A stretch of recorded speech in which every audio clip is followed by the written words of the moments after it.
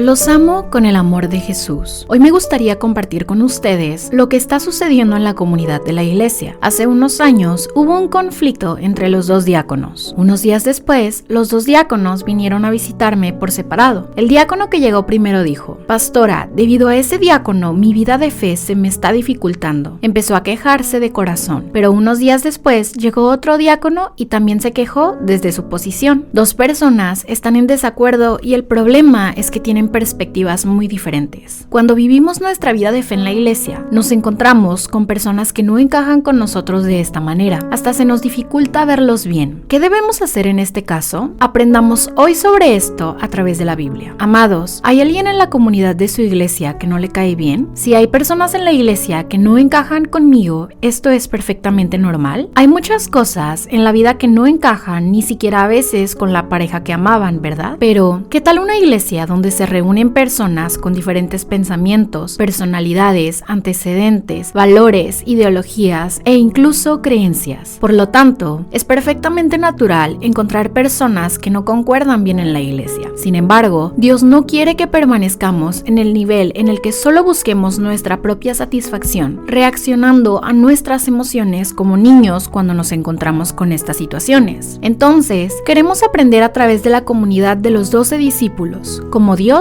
quiere que crezcamos. Simón, a quien puso por sobrenombre Pedro, Jacobo, hijo de Zebedeo, y a Juan, hermano de Jacobo, a quienes apellidó Boanerges, esto es, hijos del trueno. Andrés, Felipe, Bartolomé, Mateo, Tomás, Jacobo, hijo de Alfeo, Tadeo, Simón, el cananista, y Judas Iscariote, el que le entregó, y vinieron a casa. Estos son los 12 apóstoles elegidos por Jesús. Pero ¿sabe que hubo muchos elementos de conflicto entre los discípulos? Por ejemplo, Mateo, el recaudador de impuestos, y Simón, el cananeo, fueron escogidos como discípulos, y estos dos eran como agua y aceite. ¿Quién es Simón? Fue impulsivo y luchó por la independencia de Israel de Roma. También lucharon contra los romanos, pero incitaron a sus secuaces para que los ayudaran. Uno de ellos era un recaudador de impuestos, de modo que los israelitas odiaban a los mismos recaudadores de impuestos y los trataban como a pecadores. Esto se debe a que se les consideraba tiranos que robaban la sangre de la nación. ¿No odia una nación a otra por cómo se desempeñaron durante el periodo colonial? Incluso después de que haya pasado mucho tiempo, los restos de estos sentimientos permanecen y todavía existe el odio. Cuando se eligió a Mateo como discípulo, quizás la mayoría de los discípulos también tenían repulsión contra Mateo, especialmente para Simón, que era impulsivo. Debieron haber visto muy mal a Mateo a comparación de los otros discípulos. Incluso dentro de la comunidad de la iglesia puede haber personas a las que no les agrademos por ser muy diferentes. ¿Cuáles eran las personalidades de los otros discípulos? Algunos de los discípulos eran fervorosos y egocéntricos. ¿Quiénes son esas personas? Es Jacobo y Juan. ¿Sabe qué tan apasionados fueron? Si en una cierta aldea samaritana no les daba la bienvenida, entonces ¿no le decían a Jesús que debía enviar fuego a esta aldea y destruirla? En pocas palabras, Jesús también los llamó Boanerges, que significa hijos del trueno. ¿No fue así? ¿No piden ellos a Jesús que estén a la derecha y a la izquierda de él? ¿Cómo cree que reaccionaron los otros discípulos ante sus palabras y acciones temperamentales? Se dice que estaban enojados. ¿No hay gente como esta en la comunidad de la iglesia a la que pertenecemos en este momento? Si es una persona tranquila y callada, ver a una persona tan impulsiva puede ser repulsivo. No solo esto, sino que algunos de los discípulos fueron negativos. ¿Quién es esa persona? Fue Tomás. ¿Y cómo era Pedro? ¿No era una persona que hablaba más que sus acciones y también era pesimista? ¿Cómo era Judas Iscariote? ¿No era una persona que aparentaba rectitud, pero cuando daba la espalda pecaba? Amados, aunque no está registrado en la Biblia, probablemente los 12 tenían diferentes personalidades y temperamentos, y debido a esto, la relación nunca hubiera sido fácil. Sucedió cuando estaba recibiendo entrenamiento de TS,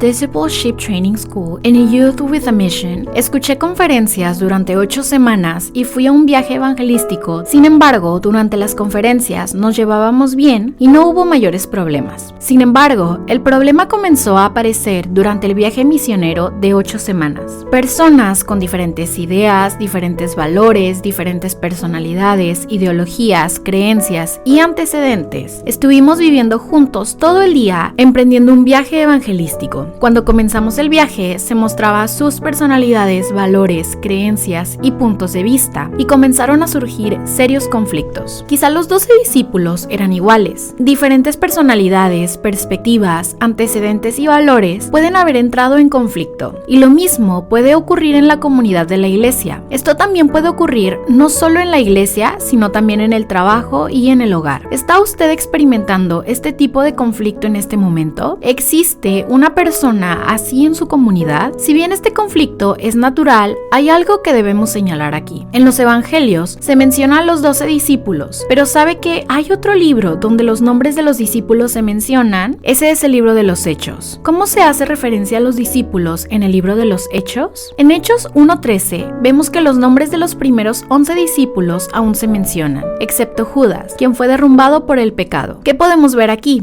Al principio, los discípulos tenían diferentes ideas, valores, trasfondos e ideologías. Pero ¿cómo se ven después de 3 años? La relación no se ha roto, sino que están unidos y trabajando juntos por el único propósito de Jesucristo. Amados, ¿qué quiere hacer Dios cuando hay personas que no encajan conmigo o que no encajan tampoco en la comunidad de la iglesia a la que pertenece? ¿O le gustaría unirse y cooperar como los discípulos en el libro de los Hechos? Dije que tuvimos conflictos durante el viaje de misiones de DTS. ¿Cuánto conflicto hubo? Nos odiábamos tanto que se dividió el equipo, pero la delicada mano de Dios no descansó. Un día, durante el servicio de adoración de la mañana, nos reunimos y comenzamos a cantar alabanzas. Era una situación en la que no queríamos vernos y solo deseábamos que el viaje misionero terminara pronto. Sin embargo, después de la alabanza, un hermano compartió su corazón por el equipo y comenzó a arrepentirse. Entonces, uno y el otro comenzaron a compartir sus sentimientos y a arrepentirse de todo corazón. Tuvimos tiempo para abrazarnos y animarnos nuevamente. Y ese día, algo comenzó a desarrollarse. Algo extraño en el hospedaje donde nos estábamos quedando. Alguien había dejado en secreto una sandía. Después de un tiempo, algunos dejaron carne, otros dejaron comida. De esta manera, 25 cosas fluyeron ese día. Al ver esto nos dimos cuenta. Dios expresó su gozo de esta manera cuando nos arrepentimos, nos abrazamos, nos consolamos y nos animamos unos a otros. Amados, el apóstol Pablo dice en Filipenses: nada hagáis por contienda o por vanagloria, antes bien con humildad, estimando cada uno a los demás como superiores a él mismo. En cualquier comunidad, si hay alguien que con un corazón humilde considera a los demás mejores que ellos mismos, esa comunidad nunca estará derrotada. Si hay alguien así en la iglesia, ese lugar no se romperá fácilmente. ¿Hay alguien en la comunidad de su iglesia que la gente lo señala como Mateo? ¿Hay personas impulsivas y egocéntricas? ¿Hay personas que son negativas en todo, habladores y fanfarrones? Entonces tiene una sensación de repulsión y está retrocediendo. En ese momento, piense en los discípulos del libro de los Hechos, no en los discípulos de los evangelios, y medite en esta oración: Señor, hazme tu instrumento. Donde hay odio, amor, y donde hay disputa, perdón. Donde hay división, unidad. Donde hay duda, fe. Donde hay mal, verdad. Donde hay desesperación, esperanza. Porque al abandonar el yo y morir, obtenemos la vida eterna. Amén.